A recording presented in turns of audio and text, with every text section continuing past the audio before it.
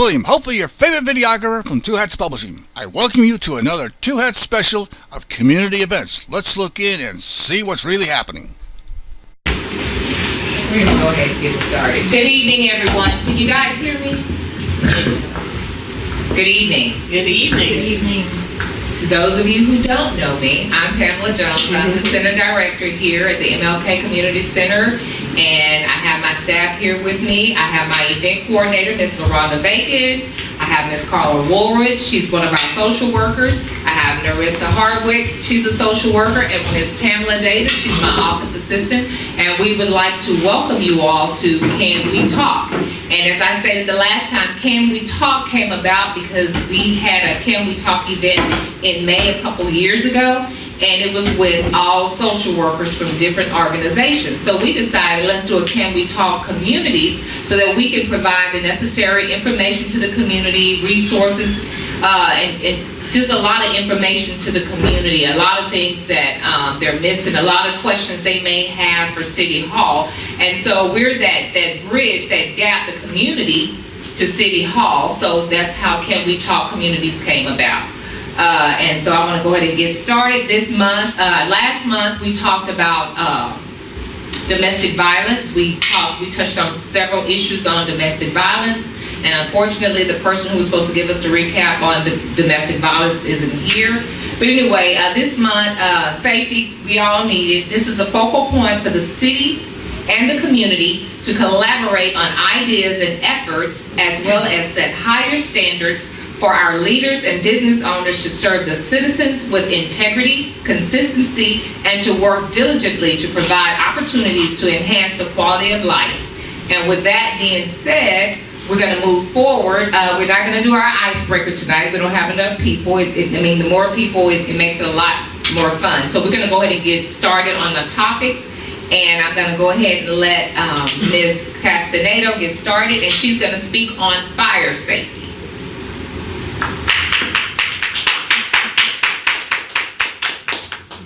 We go up there? You can. Oh, okay. Can everybody hear me? Yes. Can everybody see me? Yeah. All right. Well, thank you guys for having us. This is really important. I just wish that more people would have been able to make it, but that's where we can use you guys as a vessel, so the people that are here can just retain that information, and of course let your family, your friends, your neighbors, let them know what you learned. This stuff is very important. Hopefully we can go our whole lives without having to use it, but it's important to know how to use it, okay? So I'm going to talk a little bit about fire safety. We always want to make sure that we have a plan, okay? It doesn't matter if you're a family of 1 or if you're a family of 20. You want to make a plan on how you're going to escape. Now, when we're young, we always do fire drills at school once a month. But you would be surprised at how many students I ask, do you ever do them at home? 90% of the time it's no. Okay, we never do them at home. And if there's going to be a fire, it's going to happen at home. It's very, very simple. We always want to make sure to always have how many exits? 2 exits, okay? Our front door is always the exit, the first one, but our secondary is always going to be a window. Okay, so we want to make sure that we have access to that window in our bedroom.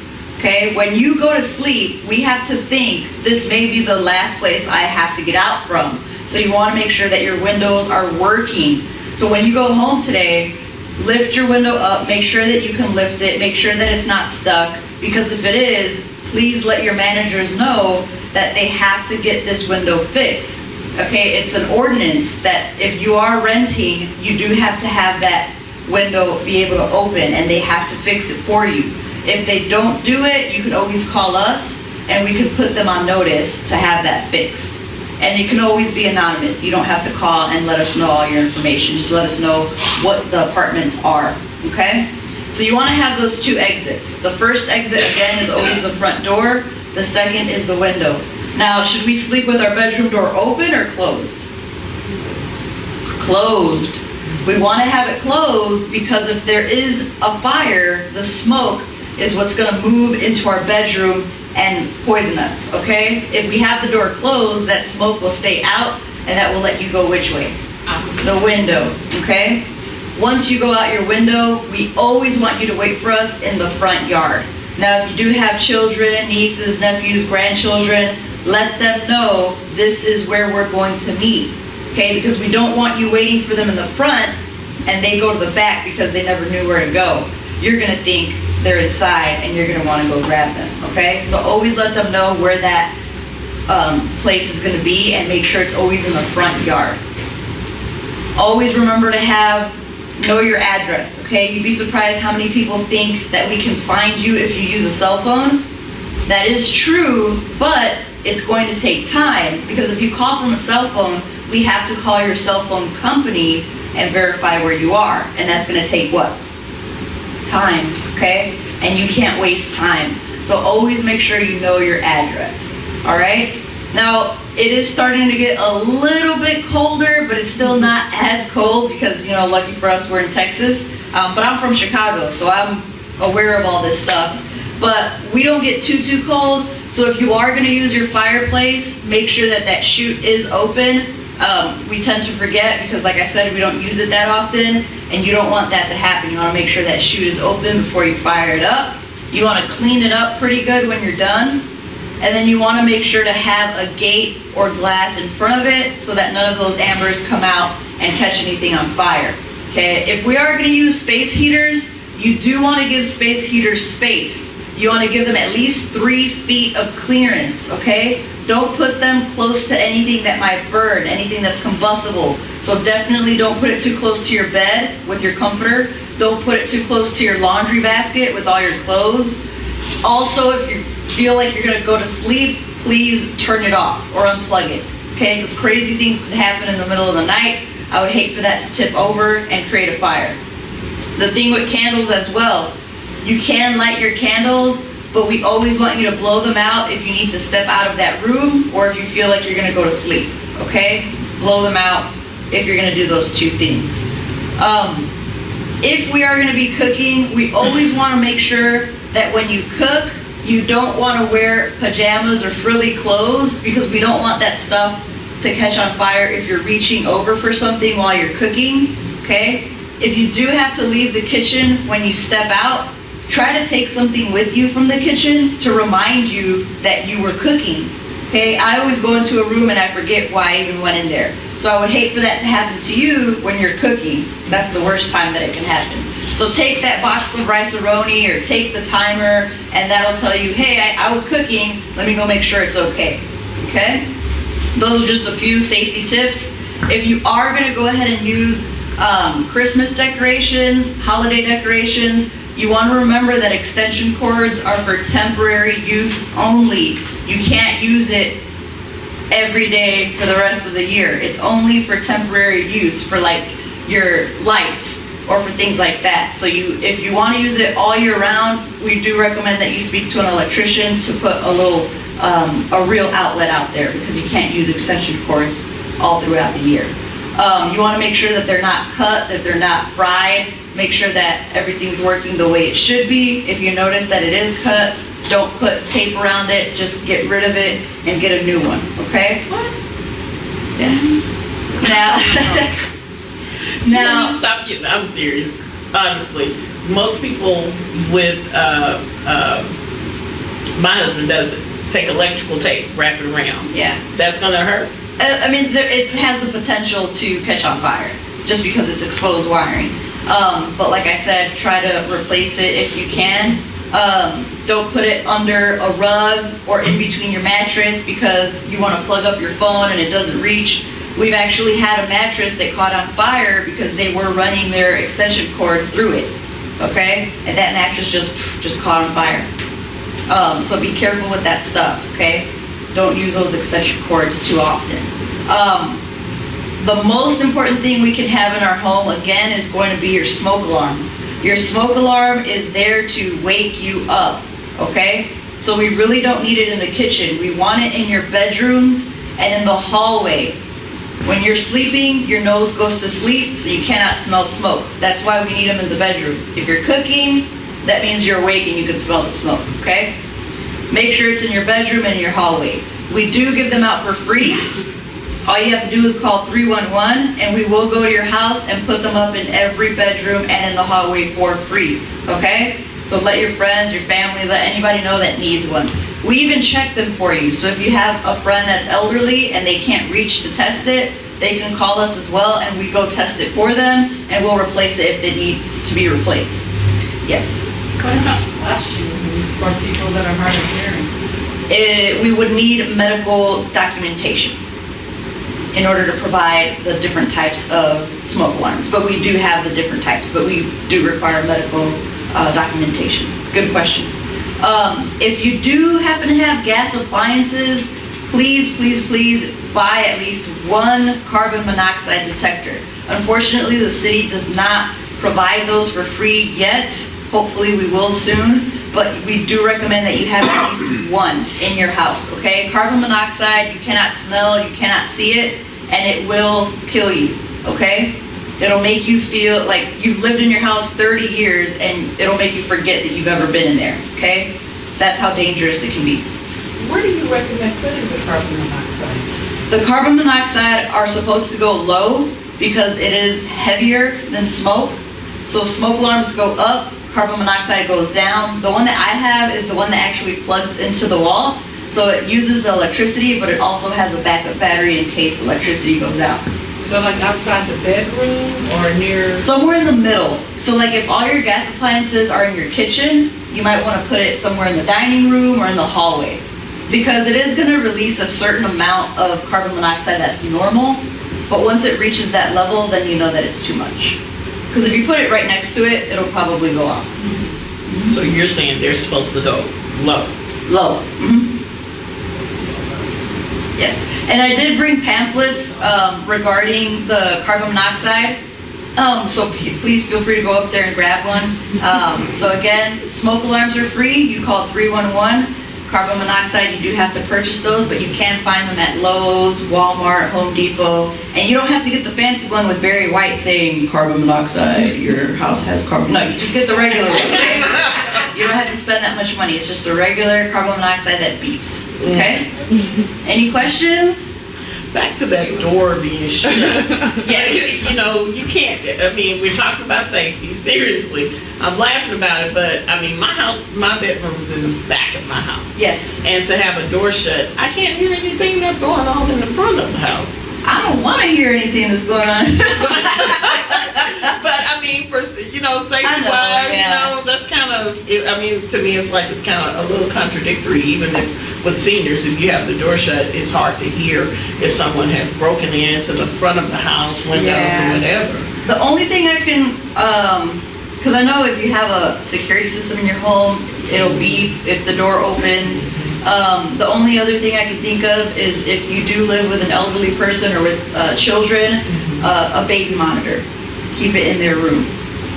Keep the baby monitor in the room because that way you can still hear what's going on and they're still protected with the door being closed.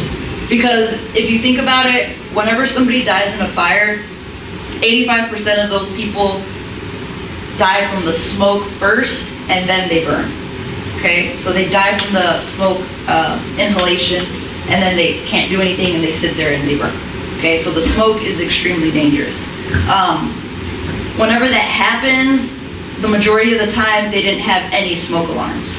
Okay, because again, the smoke alarm is there to give us early warning to wake us up before your house is consumed with smoke. So that's why we go to homes and put them in for free because they really are the most important thing we can have. I have one more question about the flashing smoke alarms. Aren't apartment complexes supposed to provide those if you go and ask for them? If you can prove, like I have a cochlear implant, and as long as you can prove that, aren't they required to put them in your apartment if you ask for them? I want to say yes because that's what you would need, but I'm not 100% sure. If you'd like, you can give me your phone number and name, and I can do some research for you. Because I thought they were required, and my apartment complex was telling me I have to pay for that, and I thought they did. As far as I know, under the ADA, they have to. Yeah, I'm not 100% sure, but like I said, I can find out for you. Okay, I live in a shotgun apartment. And my landlord has made that choice of putting one over like pretty much every bedroom door. The unfortunate part is that the one door he has in my bedroom, is right by the heater. So every time the heater is on, it makes the smoke alarm go off. I've already removed the battery in my kitchen because he put it right next to the stove. Not, the perfect place to place it, but, what do you do in those instances? Because right now, it's like, my kitchen has it has a smoke detector, but I take the battery out. Oh, you don't need one in the kitchen. Right, then I told him that. My bedroom, which is right off the kitchen, has a smoke detector, but I had to take the battery out because as soon as you turn on the heat, it goes off. Yeah. So what do I do? I mean, because he's like, you can't move them. I'm like, that's absolutely incorrect. I'm gonna move it. Yeah, you can move it inside, so like exactly where it is outside, but inside. So like my house, I have them inside the bedrooms, like literally by the door. Yeah, and then in that's the where all of mine are. Yeah. So it's like one above each door. So in the kitchen, in the bedroom, in the hallway, in my son's room, in the living room. So it's like one in each room except the bathroom. Yeah, you don't need it in the bathroom either. Yeah. Right. But I would move it because it's just gonna keep going off and you're gonna take the battery out and it's gonna be rendered useless. So just move it and put it inside the actual bedroom. As long It's in the bedroom, so just move it from that one from that door to the other door, the opposite door. Is there still one in the hallway though? There is still one in the hallway. Okay. It's the kitchen, and then it's a bedroom door, and then it's my bedroom, then it's another bedroom door, and it's above that bedroom door, right by the space heater, or right by. But is it inside the bedroom? It is inside the bedroom. So, but my fear is that if I set off the toaster, if I put toast in the toaster, or turn on the stove, even it being on the opposite door, it's still gonna go off because that's like opposite of where the other smoke detector is. Yeah, it could just be the way that the house is built. It's just gonna keep going off. If I were you, it just, as long as it's in the bedroom by the door. Cause like, I don't know what your room looks like. I don't know what the house looks like. Yeah, I know, right? But like, let's say, okay, this is your bedroom door, you walk in. You can't, is it right there? It's right there. But it goes off because there's a heater right The heater there? is right here, and the bedroom door is right here, within like 12 inches. Okay, put it on the other side of the door. And then that's where the kitchen is. So that's. But there's a wall, It is a wall. so it should be fine. Okay. Yeah, it should be fine if there's a wall. Anything else? No? No? Any other questions? No? Okey dokey, so what's the number for a smoke alarm? 311, And what's the number for emergencies? 911. Don't get them confused. Thank you. Let's give her a round of applause.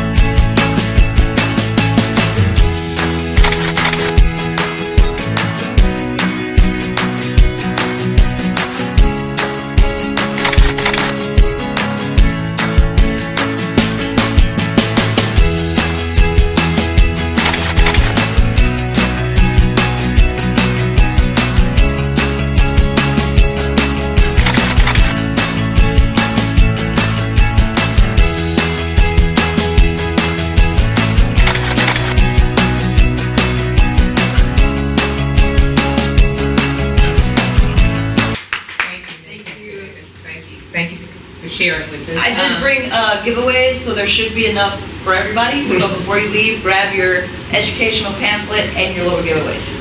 It's a keychain and it's an oven stick. So it looks like a ruler, but it's really an oven stick. So if you're baking something, you don't have to reach in and accidentally burn yourself. You just use the ruler to pull it out and then you push it back in with the tin.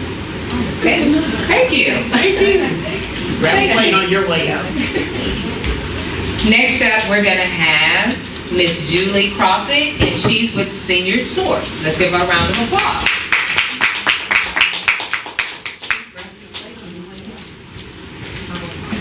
So I'm with the Elder Financial Safety Center. We're collaborative with the Senior Source, the Dallas County Probate Courts, and the District Attorney's Office. And so we're the first of its kind in the country, and what I'm focusing on today is financial safety. And so let's just clear the elephant in the room. How many of you think you have to have a lot of money to be a victim of financial exploitation? You don't. Anybody think that? It's okay if you do think that. You think that. How many of you have a Social Security number? How many of you have a Medicare card? So you're a rich woman. I bet you didn't know that, did you? No. So that's all you need is a Social Security card and a Medicare card, even your insurance card if you don't have Medicare and you're a rich person. I bet you didn't know that. Feels good to be rich. No. But 2 minutes. I wouldn't know, but for 2 minutes I'll take it. So the point of this is that, we need to think about those things that we carry around with us, those numbers, the identity that we have is very important. This is a popular time of the year to be exposed to identity theft. And you don't have to have a lot of money for that to happen. So something I learned that was new is your Social Security number. Those first 3 digits of your Social Security are where you applied for your Social Security card. The second 2 digits are actually the geographic location of the group of folks that received a Social Security card from that area. And the last 4 digits are your actual, what they call serial number. And so the point of that is it doesn't take much for a professional scam artist to find out where your address was when you got your Social Security card, where you live now, and the last 4 digits. How many of you either shop online or when you make a phone call, they ask you for your last 4 digits of your Social Security number? Because that's all you really need, is those last 4 digits to become a victim. And before we talk about in more detail, let's talk a little bit about what do you think the #1 epidemic is in this country plaguing our older adults? Okay, Alzheimer's, that's a good answer. Identity fraud. Identity fraud. Anybody else? It's isolation. Would you have ever guessed that? See, y'all are here, which is really good for you, but what about all those folks who either can't be here or chose not to come? And so isolation is actually the equivalent of smoking 15 packs of cigarettes a day. That's what it actually does to your health. And it's estimated that in this country there's 8 million older adults, 50 and over. By the way, we define older adults, so don't throw anything at me, it's not my fault. We're 50 and over. Will fit in that category of isolation, and most of our adults over 75 live alone. They're prime for the picking, don't you think? How many of them you think answer the telephone when it rings? Not many. Most of them. And why do you think they answer the phone? They're lonely. So we started this project 4 years ago, so we're still in our infancy, I like to say, maybe a toddler, just learning to walk. And one of my very first clients was scammed out of $350,000, and this is what she told me. She told me that those scam artists were the only ones who ever answered the phone, or who ever called her, so she answered the phone. About halfway in, so over $125,000 or so, she knew she was being scammed. She did not care because, again, they were the only ones who called her. $350,000 in, her life savings, she was widowed, everything was gone. The only thing she had left was her house, and she couldn't pay her mortgage anymore. And so guess what she did? Can you guess this? She became a criminal. They mailed her checks, and she signed them and mailed them to other older adults and seniors just like herself. And every month they paid her mortgage. So not only was she a victim, she was held hostage by that victimization, and then she started to participate. And I'll just tell you, that's when I learned that the U.S. Postal Inspector carries a gun. I didn't know. but they're scary, y'all. Really, and a badge. So the point of that is that isolation is dangerous for any of us, regardless of age, but especially for our older adults. It produces health risks, physical health risks, mental challenges, and more importantly, it makes them more vulnerable to the financial exploitation. So another client that I had came in and trusted their neighbor to take care of a little bitty money they get, $998 a month of Social Security. And what do you think that person does? She has excellent credit. So they opened credit cards, they took her Social Security check, they left her without food, anything in the refrigerator, her gas got shut off, her utilities got shut off. It's dangerous. And again, she didn't have a lot of money, but she had enough for them to take. And so we need to be really mindful at all times of the year, but especially I think the holidays make us think about being kind of more giving and generous and kind of more open to exploring people around us. It's very important that we check into what older adults are doing. You see someone sitting on the side of the road, talk to them. Don't ignore them. You go knock on your neighbor's house, you know there's a senior that lives three houses down, knock on the door. Check on them and make sure they're okay. Do they have heat? Do they have food? Do they have water? Do they have what they need? If not, they can call the Elder Financial Safety Center. And in your packets of information, you have this purple flyer here that has all of our information on it. And what I think is really most important about this flyer are the questions on the back. If you know anybody, 50 and over, who can answer yes to even one of these questions, they should give us a call. And this explains a lot of the other things that we do. Anybody here own a home or have owned a home? Own a home currently? Do you all know about one of the biggest frauds in our area? Do you think that you're the owner of your home? Are you positive? Yes. But have you checked your deed? Yes. Good for you. Paid off. I'm moving in with you. Amen. Me too. What's that address? Is it safer than my house? Is your house gonna blow up like mine? Okay. Well, in your packet, if you own a home or know someone who does, share this information with them. It's really important.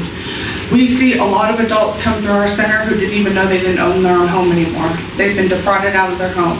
And so the best way to handle that is to get on this list. You get a fraud alert if anything happens with your deed or mortgage or anything. And of course, if you're really worried about it, you just call us, we contact the district attorney and they look into it. So that's kind of a nice relationship. We just cut all that red tape right out. We talk to each other daily. And so the other thing I really wanted to talk about this time of year is that identity theft issue, because it's such a big one. In your packet, you have this presentation that I'm talking about. On the very last page, there's some things that it talks about. And so I put on here ways that you cannot get swiped or swindled. It's really important. Protecting your Social Security number. How many of you think your credit score is important? What about when you're 82? Does it matter? I would say 104, does it matter? no. Do you know what they use credit scores for? Besides buying a house, getting too many credit cards, getting in debt you can't pay back. Insurance rates. Insurance rates, so your homeowner's insurance, your auto bill insurance. So we see a lot of older adults who refuse to check their credit because they don't think it matters. It matters when it comes time to pay your auto insurance bill if you have a car. When I took this job, I learned that my identity was stolen. But, you know, I think she was sad when she learned I had no money. But what she did do with my identity and my Social Security number is she rented an apartment and she got a job, because you need that Social Security number for those things as well. And so her name is Gloria Radcliffe, supposedly, and she lives somewhere in New York. And I'll never get that back. But it's important to check your credit report. You get 3 free credit reports a year, 1 from each of the credit bureaus. So what we always say is think about, you know, a special, either your anniversary, your birthday, your son, your granddaughter, whatever, date of birth, and each year on one of those days request a credit report and monitor that. We talked about this already. Now people usually throw, this is no joke, I have had things thrown at me when I say don't answer your phone. You're giving me the look, but you're not throwing things. I appreciate that. But it's important not to answer your phone. You can call them back, y'all. You have voicemail, right? Call them back. Don't answer the phone. Don't get hooked on the phone. Don't be too nice. How many of you think you would hang up? Well, I tried that the other day when I called to cancel something. They gave me something free, and now I put it on my damn calendar, cancel it in May again, just so I get the free thing. I mean, that's what they do. I should have never called, and I should have never answered the phone. But I did it. We're all susceptible, even when we have this knowledge, right? The other thing we should talk about is opting out. How many of you get those credit card screens in the mail constantly, like 5 a day? You're pre-selected for a Visa, $50,000. It's free money. It's not free money. Did y'all know you can call 8885 opt out and you'll never get that again? It's important to do that because you don't want to fall for that temptation and that vulnerability, not just from the standpoint of getting exploited, but from the standpoint of getting in so much financial debt that you leave yourself in a situation where you're no longer safe or secure. The last thing that I wanted to kind of mention to y'all is you heard about the whole Equifax situation, I'm sure, and the credit reporting. All of us have been exposed. It's just a matter of how much you care about that. I had someone tell me one day they care as much as they don't care. I thought that was really clever. I'm going to keep that. You don't get it? Okay. Yes, I do. Okay, good. Thank you. But it's really important for you to put a fraud alert on your with all 3 credit bureaus, with your bank. Again, it doesn't matter if you get $5 a month or $500,000 a month. You want to protect the money that you have. So you can do that with your bank if you bank mobile, or just go into the bank and they will call you or they will email you if someone has done something to your account. So I have like my account set, like if it's spent more than $50, they better let me know, because there's no more than $50 in there at any given time. So I need to know if someone's messing with it. Same thing with your credit cards. If you have a credit card, call your creditors. Set up a fraud alert. It's really important.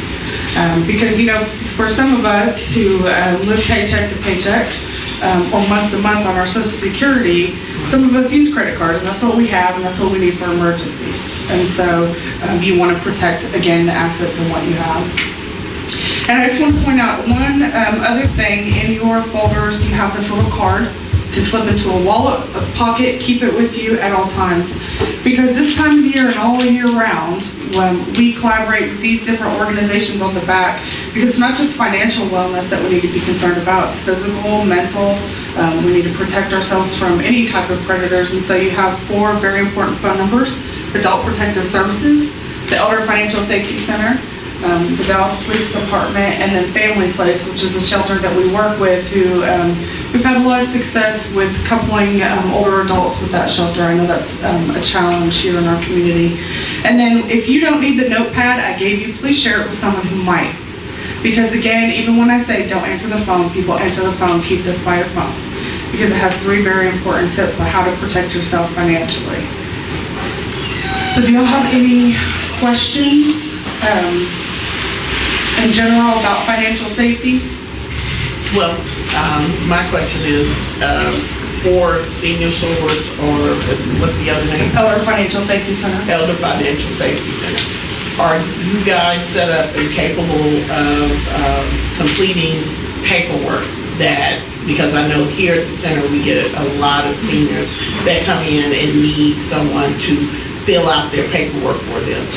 Paperwork for like benefits assistance and things like that. That's a good question. Thank you for asking that. So one of the services we do offer through the Elder Financial Safety Centers, we do have a benefit specialist on site, and we walk you through that process hand in hand, whether that's the paper application or online. If you come down to the senior source, we'll do it online with you.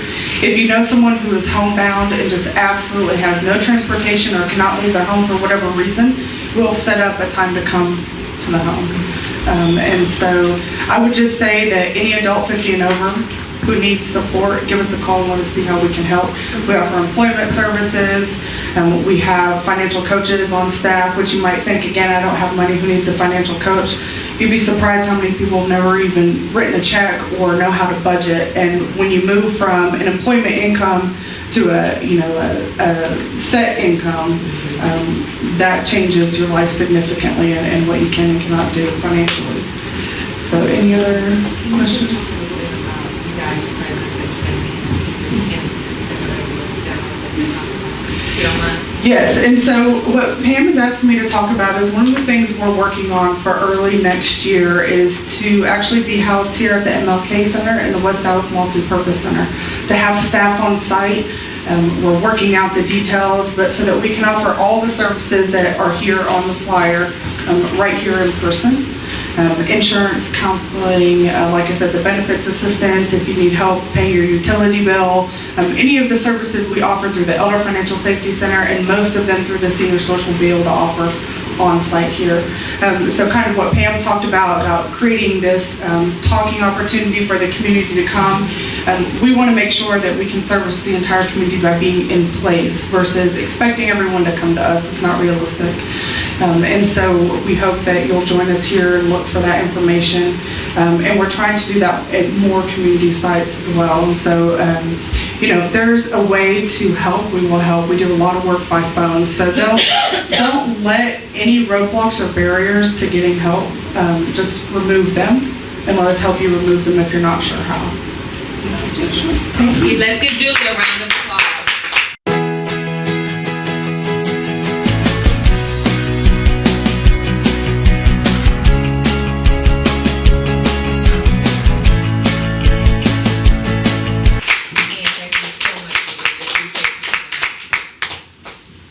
Last but definitely not least, we have Sergeant Ford, who we all know and love. There you go. You don't need to. Okay, I'm Sergeant Ford. I'm with the Dallas Police Department. Been out there about 20 years this year, actually. So I came out to talk about whatever you want to talk about. There's nothing specific that, because it would be too general to talk about safety and all those other type of things, because there's unique things that we would have to address. So I'll open it up to any questions. I'll talk about anything that you want to talk about.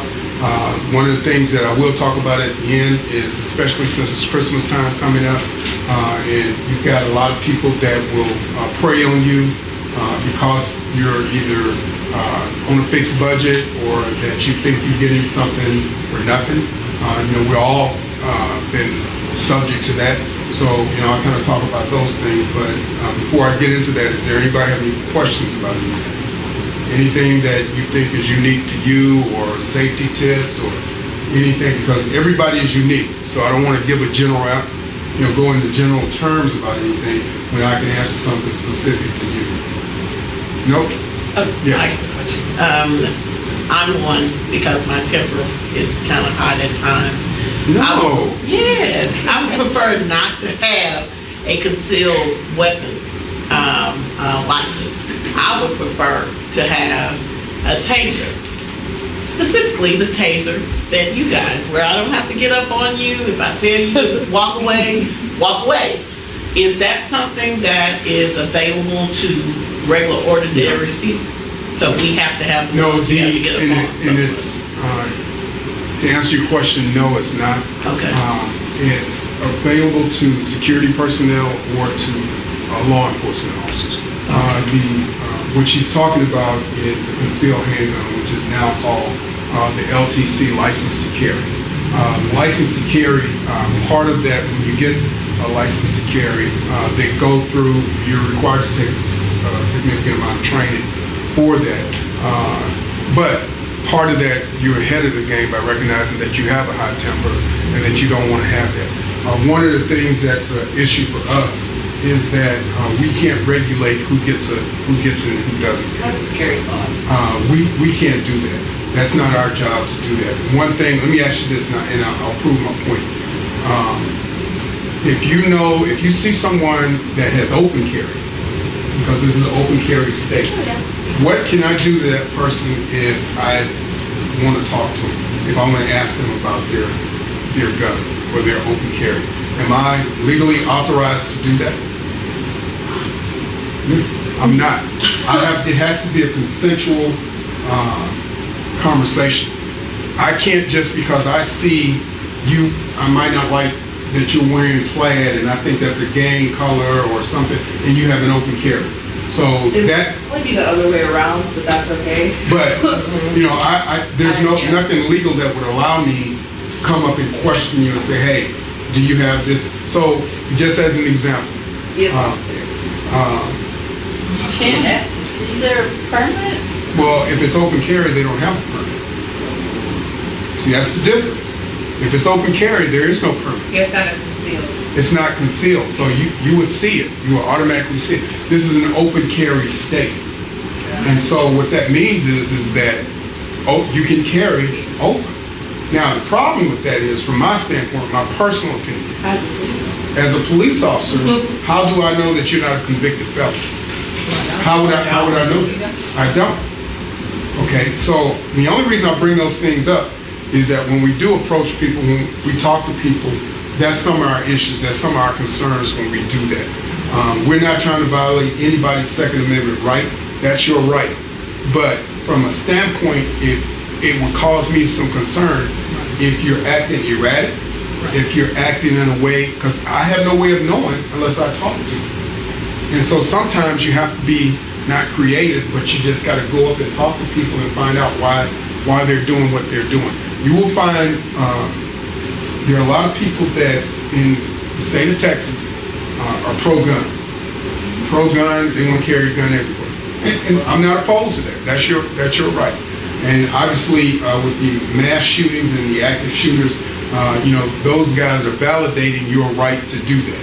So, but the issue is so our concern has always been is how do we know you're the good guy? How do we know that? That you went through the class and actually have a license. You can have the sweetest demeanor in the world and still have a gun and want to shoot someone. Right. So I don't think the appropriate restrictions have been put in place for that. So our hands are tied on certain things. So, and the reason I bring that up is so that you understand that you might think we can do certain things, but the law won't allow us to do that. And so we have to be, mindful of people's rights, regardless if it's a safety issue. We have to address it in a different way. Okay. But it is against the law for a ordinary citizen to have a taser gun that. And it's not against the law, but it's hard to you have to go to a security supply place to get it. Still, it's law enforcement that is It's kind of restricted to law enforcement. So because everybody would go get one and then exactly because I don't have to get up on you. So she could go get a concealed license to carry a gun, and that would be legal, but you can't do the taser. Yeah, it's kind of it's hard for me to explain because I'm not a legislator. Right. Okay, so that's why it's hard for me to explain. It doesn't necessarily make sense, but it's just kind of hard to explain. Okay, I'm sorry. How would I protect myself against someone that was coming at me with a gun? Well, first of all, if you recognize It that wasn't a police officer. right, if you recognize that someone's coming towards you, you've got to identify that that's a threat. Okay. Okay, so just because, and that's why I bring that up, just because somebody walks up and has an open carry does not mean that they're trying to hurt you. Yes, sir. Okay, so sometimes the public is not aware of that, and then you react in a way that creates an issue. So obviously, if the person's acting that makes you uncomfortable, I guess that's the gauge that you would use. If somebody makes you uncomfortable, then go the other way. Okay, just go, whatever you're doing, go the other way. You'll see that one of the issues that we have at protests, I'll give you an example of the General Lee protests that they had recently about the statues that were over at the convention center. Well, we had open carry people in the protest. So, then they became involved in altercations with people in the protest. So from that standpoint, that's easy to define who's good and who's bad. But then when we get out there, you introduce other guns. There's guns there. Anytime you see a police officer, there's a gun involved. Anytime you see open carry, there's a gun involved. And so there's a potential for that not to go well. Okay? Do you agree with that law? Well, it's not for me to agree or disagree. As a police officer. As a police officer, I think it restricts us on certain things that we do. I think it becomes a safety issue for us because there are legitimate people that follow the rules. Absolutely follow the rules, do everything that they're supposed to do. But again, my personal concern has always been, how do I know that you're not a person that's a convicted felon and has a gun? I have no legal right other than a consensual engagement conversation with you to do that, unless there's some reasonable doubt or some reasonable suspicion or something that gives me probable cause. But you just walking down the street, I can't just stop you and ask you. But that violates your right, because you're entitled. You got a question? Yes, my question is, do you all ever offer anything to citizens as far as like different places you can refer them to for gun training or gun safety? Well, we don't, that's kind of like a conflict of interest to represent or to recommend private companies and things like that, but you can go online and get any, and I would look from a Better Business standpoint, and look at those from a reputable type business. But let me just tell you this, if you think that you want to go get a gun, understand that you might have to take somebody's life. And this is the issue. This is the issue. And the reason I bring this up and address this is that because now if you don't have the ability to do that, now you've got another gun in a situation that somebody can take from you and use on you. It's highly dangerous. I don't agree with this law at all. There's more guns on the street. Yeah. Well, and I think it has its positive parts. Obviously, it has its negative parts. The positive part, and from my standpoint, is that people have the right now and they try and do it the right way. Because there is a percentage of people that will follow the rules. It is the ones that won't follow the rules, and whether there's a gun law or not, they're going to get guns. Okay, and so I think just from where we are in society, you can look at any state now, and there's a potential for active shooters. For people that carry guns. I'm 50 plus years old. I would have never thought I had to take a gun to church. Never. And now you have dedicated security in churches that you won't see, that are there, that are armed. That are armed. I would have never imagined that I had to do that to go to church. So, but that's where we are from a society standpoint. But there's some good and bad things about it, but positively, it can be a multiplier. Just to kind of switch the gears a little bit, do you think there's some little tips you can give as far as personal safety, like your surroundings, doors, I can do that. and things of that nature? First of all, if you don't have to be out at night, don't be out at night. That's number one. And if you don't have to go to, for example, there's a Chase Bank. Right. Okay, I'm sorry. Disoriented. But there's a Chase Bank over here. One of the things I tell people all the time, do not go to an ATM at night. I'm not sure why you go at night, but don't go to an ATM at night. If you have to go to an ATM at night, go inside of a building, like a gas station or something. Go inside. Well, what is it worth? What is it worth?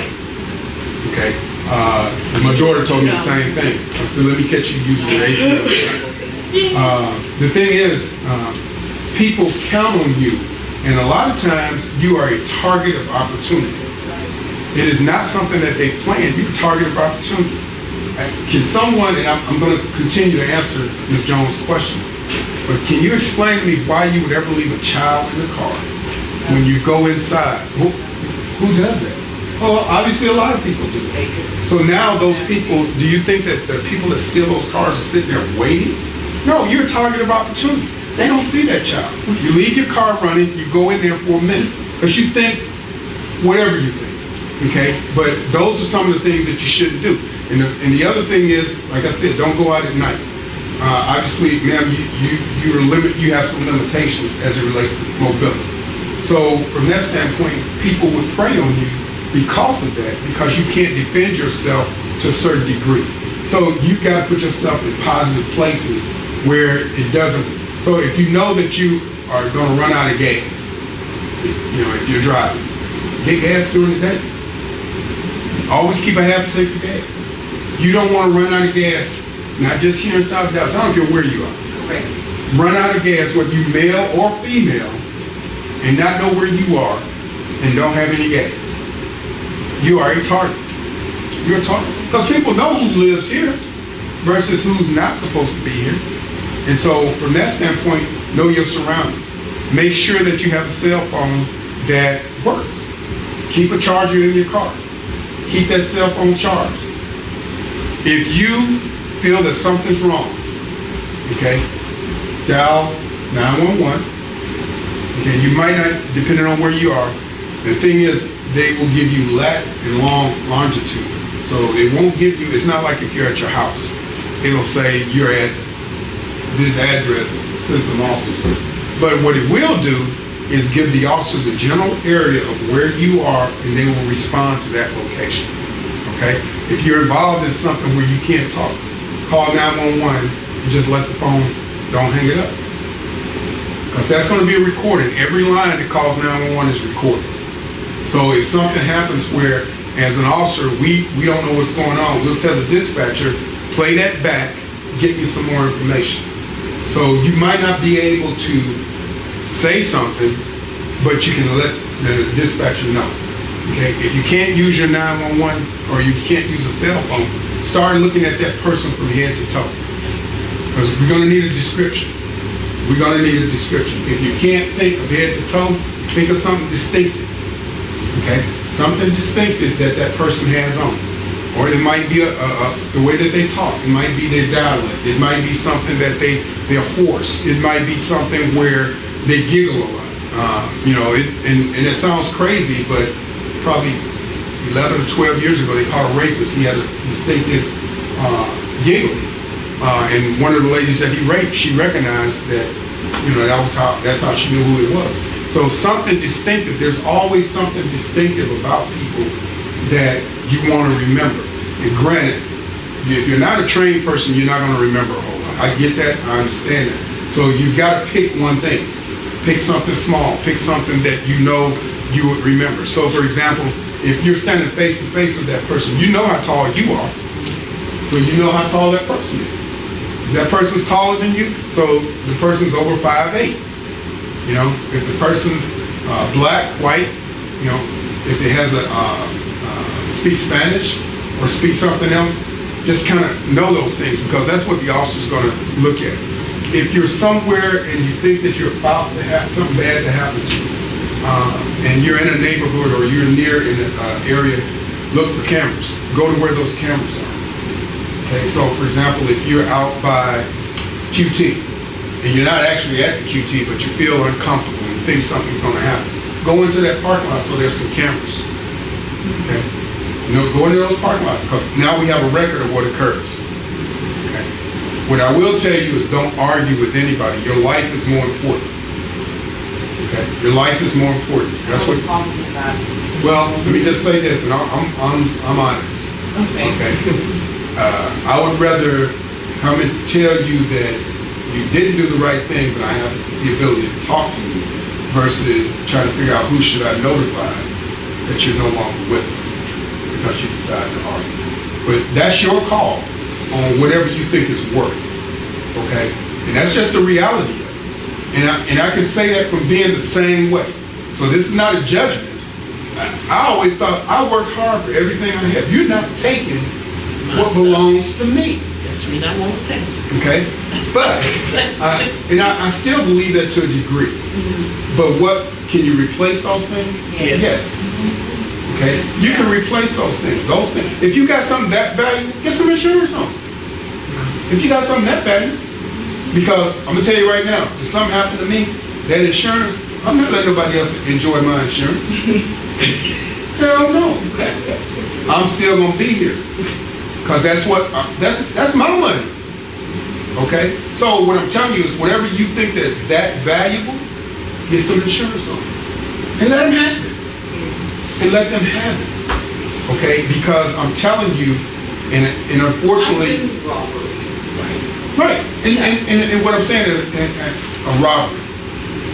The robbery has the potential of going bad at any moment involved. The person that, most of the time they're scared.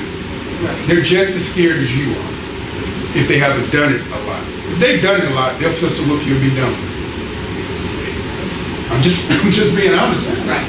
Okay? And when I say that, that's not to make anybody scared or do. I'm telling you, if you don't comply, most of the time these guys are just as scared as you are. And they want it to be over with. They don't want to argue and fight with you. That's how people get hurt. Now, again, that's your call on how you want to defend yourself. But there's nothing that I have that I can't replace. No. Now, am I gonna be mad? Yes. And when I catch you, yes. We're gonna have a long talk. Okay. However, but that's my job, but I do respect and understand that you want to protect your stuff. But really, at the end of the day, is it really worth it? It's not. Yes, ma'am. Well, I was thinking about a couple of things about what you said. There's a lot of comment. When I first came to Dallas, I remember I was from a little town. When I first came to Dallas, every time I would go downtown, every panhandler within 50 miles would follow me around. And I told my brother, I said, what the heck is the deal with this? And he said, it's because, Marissa, when you walk downtown, he said, first of all, you're looking down, and you're looking like you're afraid or whatever. And so now, wherever I go, I try, I mean, I don't look like the toughest person overall I know, but I try to I'm always like, hey, how you doing? How are you doing today? Well, I make sure whoever I'm passing in my complex and stuff, because I walk my dog a lot at night, and sometimes late night or early mornings. So I'm always like that. I'm cognizant. Well, I make sure that I know, that I let them know that I know they're there. Do you, and the things that you just told me, do you do it in the dark? Well, it's lit. It's lit around there. It's pretty well, around my complex, it's pretty well lit. Do you walk your dog at the same time all the time? No, I You need to vary my verify. schedule. That's one thing I learned right off the bat. I vary my schedule because I don't want anybody ever to think that. Except I did have an incident not too long ago where one of my neighbors said to me, he's this old man that walks around a complex all the time. And he said something to me about, oh girl, I saw you came in at 1:30 in the morning. I was like, I got nervous, and especially because one of my coworkers, something happened to her recently. So I got nervous when that old man said that to me. But I know he watches around the neighborhood. He kind of watches out for everybody too. He's the nosiest neighbor we have. He knows everything. Those are good people. But let me show you this way, okay, or this thing that's going to make you vulnerable. Okay, because everybody that has one does it. You're out walking, what you doing? Just walking, you're sitting in your car, you're doing this. Or, somebody else you get a call, okay? And I'm scared of it because I do it too, okay? But I'm telling you, you have to limit that. I can tell you how many people I've seen getting to the scene where they were hit by cars. Not a crime, but they were hit by cars because they've got their headphones in. They're listening. I don't know why you have to look at it to listen to music, but you do. So you're listening to it and you lose all track. This will get you hurt before anything else because you're paying attention to this. And it will get you hurt when you're driving, but most of all when you're walking. And it's when you're in crowds. Not when you're alone, when you're in crowds. So women that carry purses, either strap it across you, okay? But don't keep anything in there that you don't want somebody to take.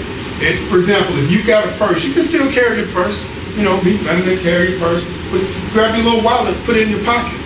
Because you want to keep all that stuff where you want to know if somebody's taking it from you, okay? So like if I go to New Orleans or somewhere like that, I take my wallet out the back of my pocket and I put it in the front.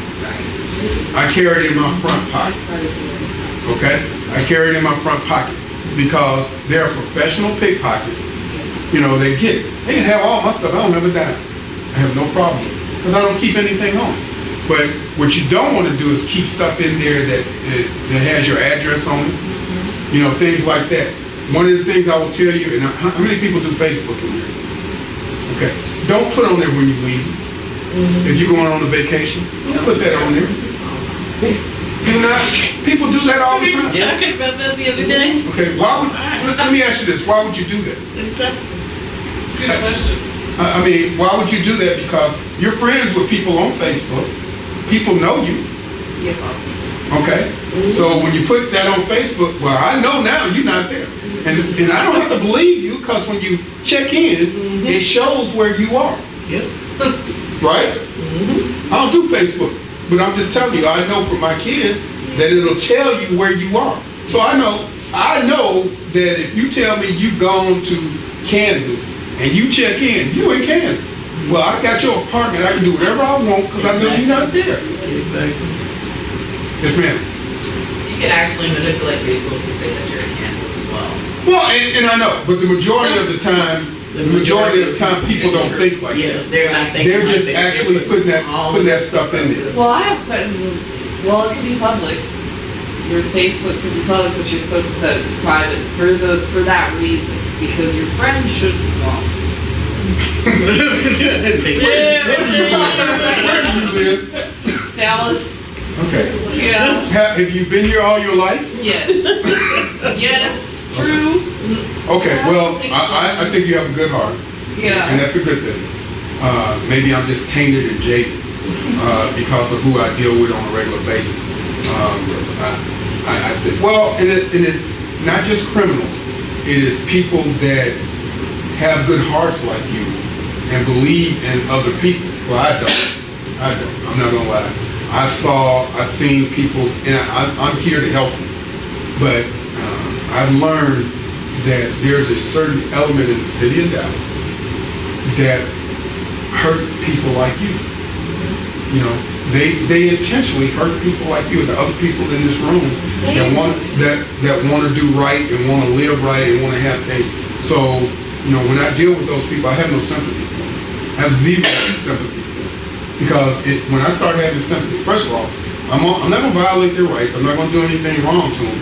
But when they're out there trying to hurt you, why should I be compassionate to them? Now, that's just Sergeant Ford's personal opinion.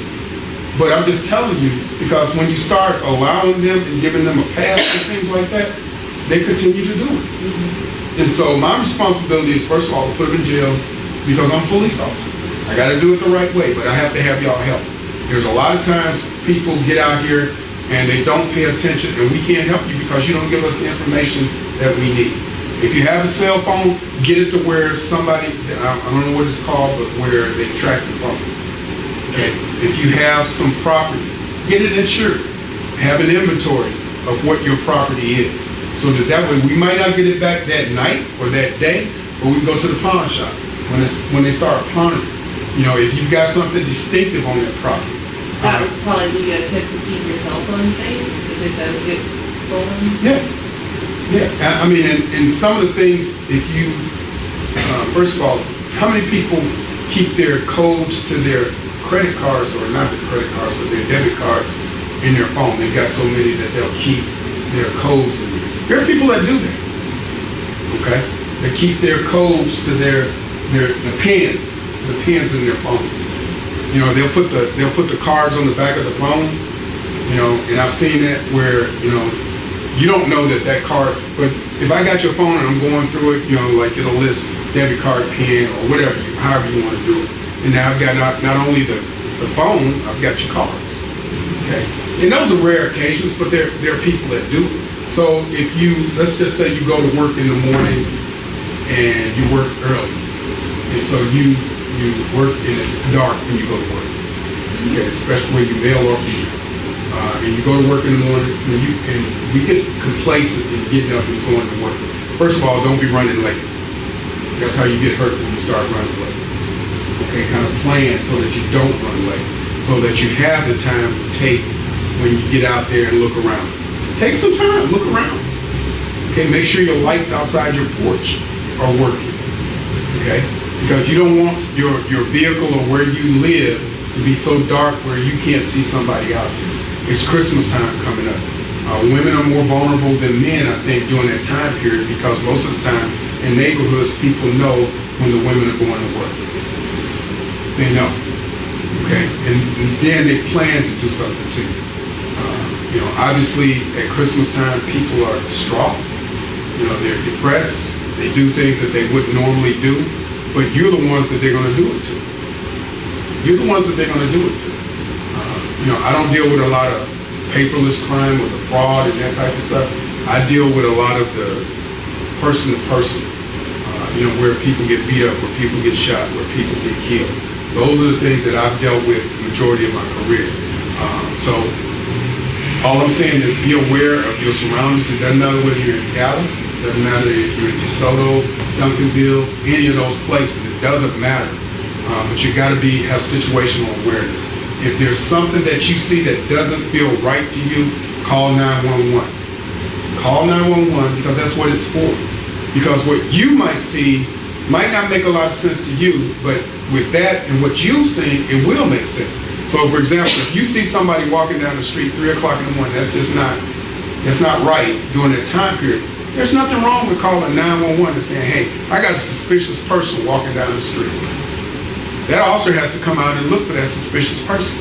Now, that person, if you don't call and then they bypass your house, but they're going to her house, and you've seen them, but you didn't think anything about it. Not that you think any worse of your neighbor, but you just don't think anything about it. Well, she comes out, goes to work, she gets robbed by the person that you've seen. You see what I'm saying? So those things matter. So your little part, and I will tell you officers, that's their responsibility. That's not an option. That's their responsibility to come out and check on them. We are required to come out and take care of 911 calls. Yes, ma'am. My only concern is that living in Southeast Dallas in the Fair Park area and working also in the same community, that the turnaround time when you call 911 has been not so fair. I will tell you this, it's not related to South Dallas. It is not unique to South Dallas. It is across the board, regardless of where you live. I challenge you to go to different places and look at that. I can tell you without any reservation at all that is not unique to South Dallas. It is because of the shortage of officers that are available. That's the bottom line. We do not do situational response to calls. However, in Dallas, there are certain places in Dallas that have a higher call load than other places. But you would think that, let's just say North Dallas. North Dallas has a significant amount of calls, but they're not the same calls that you would get here. You get more family violence, more fraud, more things like that. Here, you get more, and I say South Dallas, Oak Cliff, those type of things, you get a lot of violent crimes.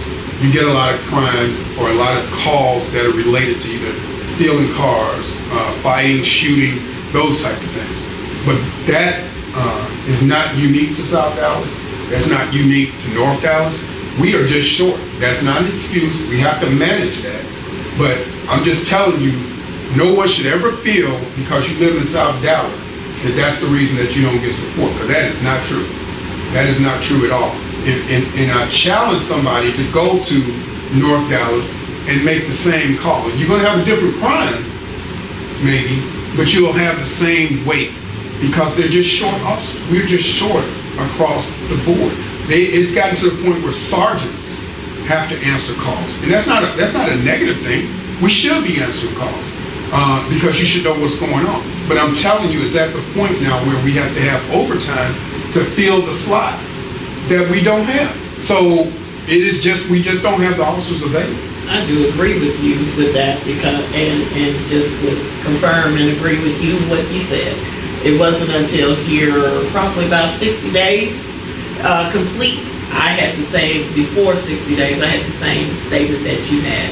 It takes too long for the police to get to where I am over here in the southern part of Dallas. Well, in September, I was in a wreck where I think you called me. Yeah, I did, because I was like, I need to get someone over here. But fire got there, and we were closer to Winnetka Heights, Bishop Park area. Fire got there first. We never saw the police. And they prioritized. I witnessed a wreck in October over closer towards 20, where I actually called Sergeant Ford and said, hey, can you help out? It's getting dark. I'm standing out here trying to be a witness to a motorcycle wreck. It was a wreck in 2 different places in Dallas. Fire still got there before police. And it was just a shortage. Yeah, we have there obviously a prioritization for the calls. I will tell you that there are times where there are shooting calls that might not get an immediate response because we don't have anybody. So let me just say this, and again, it is not an excuse. It is nothing that is acceptable. However, let's just say we have a person that has mental issues and we've got to do something with that person. It takes 4 officers and a supervisor to go handle that call. 4 officers and a supervisor to go handle that call because we don't want to hurt that person.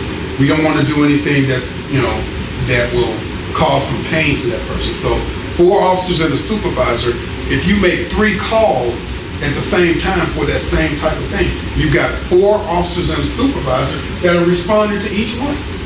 However, you guys are supposed to respond to the violent crimes because you have. I'm not disagreeing with you. I'm just telling you Right. the issue becomes how do you, so if you've got somebody that has the potential for hurting somebody because they're off their medication, Right. and then you've got a call that's a shooting, there's not a difference in priority.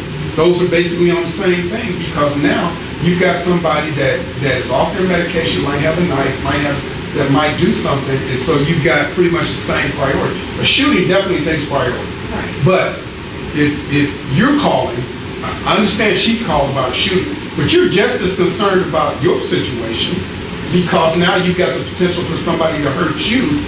You don't want to hear, well, they're going to that shooting because you got somebody here that's off their medication and not doing what they're You supposed want to do. emergency. Well, But what I'm saying is, and again, we can get into the staffing issue, but I'm just telling you the reality of the situation is that we don't necessarily have the officers. I'm sorry. I just want to make a comment about what she said too, because, I used to live in these apartments on McCallum, and it seemed like Which is way up north. something was always happening in that neighborhood, I mean, constantly. The people that lived above me, it was a domestic violence situation, and there was one morning where it was really, really bad, and I honestly thought he was killing her. And I had called and called and called and called. Well, that morning, it took them, there was a police substation on the corner. I don't know if you know where that area very well. Yeah, there was a police station 5 minutes away. Took them 45 freaking minutes, and I thought that lady was dead. Well, let me explain that, and I'll respond to that real fast. The station does not dispatch officers. That's number one. So the station, because you call the station, they don't dispatch officers. You have to call 911. And that's what I did. I They called have to 911. prioritize. But the station, because the station's that close, doesn't mean that the officer's going to come from that station. What it means is the officer's out in the field and they are dispatched for being in the field. So if it becomes an issue and they're right there at the station, those guys at the station won't know that. They won't know that you've made a call because they do their regular stuff in the station. So the only way that you will know is if you're out on patrol. So I understand that you live right near the station, but those guys wouldn't know it. Okay. Thank you so much. Thank you.